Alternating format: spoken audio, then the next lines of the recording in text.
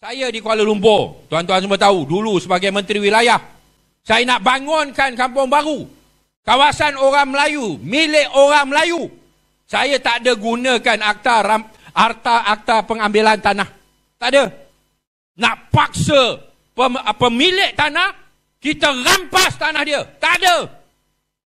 Kita pergi bincang, kita pujuk, kita berikan tawaran, harga yang munasabah. Harga yang saya tawarkan tuan-tuan dulu, pada orang Melayu, tanah yang dikatakan tanah prima, segitiga emas di Kuala Lumpur, 1 kaki persegi RM1,000. Tuan-tuan tahu tak? 1 kaki persegi RM1,000 bersamaan dengan 1 ekar 42 juta. 1 ekar. Ataupun 43 juta. 1 ekar. Tawaran yang kita buat pada orang Melayu di Kampung Baru. Bila kita buat tawaran itu, macam-macam lah pemuda UMNO duk bantai. Kata ni nak beli tanah, nak jual pada Cina lah, inilah, itulah. Macam-macam. Fitnah. Sekarang ni tengok macam mana. Tanah Kampung Baru yang saya nak runding dengan pemilik, nak beli, adalah tanah yang khas dalam kawasan yang dikatakan tanah pertanian orang Melayu. Ya? Malay Agricultural Settlement yang dibentuk oleh British. Nak tentukan orang Melayu ada di Kuala Lumpur, tanah ni hanya orang Melayu boleh milik, hanya orang Melayu boleh duduk. Syarat itu kekal. Kalau kita beli pun, kerajaan yang beli, syarat itu akan kekal.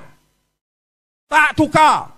Dalam keadaan ada sekatan macam itu sekalipun, saya tawarkan RM1,000 sekaki persegi.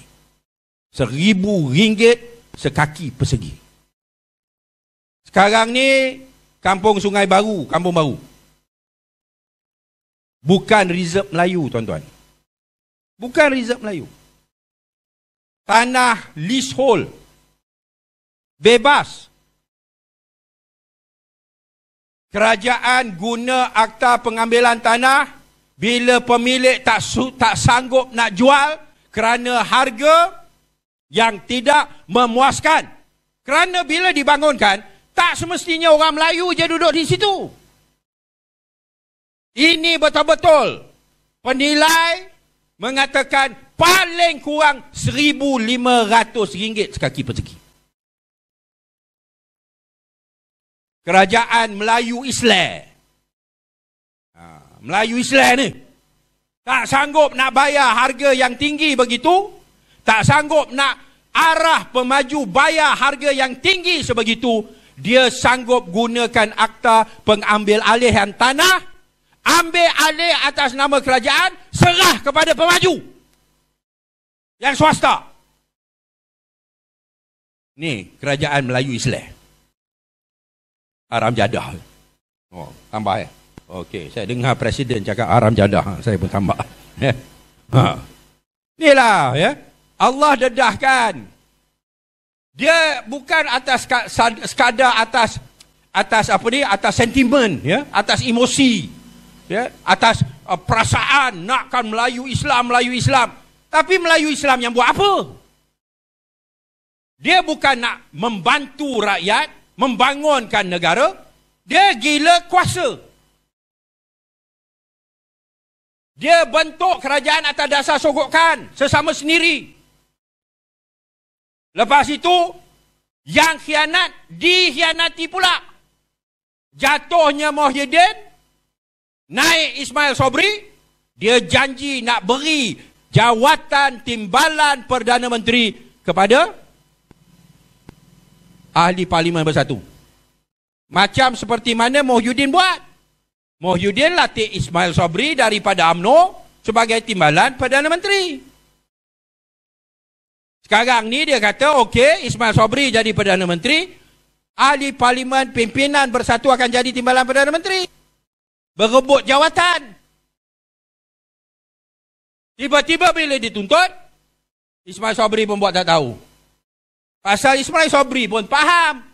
Perikatan Nasional bersatu, PAS. Mereka tak nak pilihan raya lagi. Apa yang Khairi Jamaluddin kata? Yang nak pilihan raya cepat, mereka nak jadi menteri. So yang golongan yang nakkan pilihan raya cepat kerana mereka nak jadi menteri. Ya, saya tambah pula. Yang tak nak pilihan raya cepat, nak kekal sebagai menteri. Tu je lah perkiraan mereka. Bukan dia kisah awak pandai buat kerja ke, awak datangkan manfaat pada rakyat ke, ya awak bantu rakyat ke, awak selesai masalah ke. Langsung tak ada apa-apa. Apa yang diorang buat? Tak ada apa. Selain daripada oleh kerana didatangkan pandemik dan sebagainya, dia beri bantuan. Memanglah mana-mana kerajaan pun akan buat begitu. Kerana dah kena pandemik, orang nak pergi kerja pun tak boleh. Maka dibantu. Perkara biasa. Tapi dari segi perancangan dia, apa yang dia nak buat? Cara dia nak bangunkan masyarakat? Tak ada apa. Yang kita nampak, kayakan diri masing-masing dengan berbagai projek-projek akhirnya, termasuklah projek pembangunan yang dimangsakan orang Melayu di Kampung Baru. Ni Melayu Islam ni. Ya?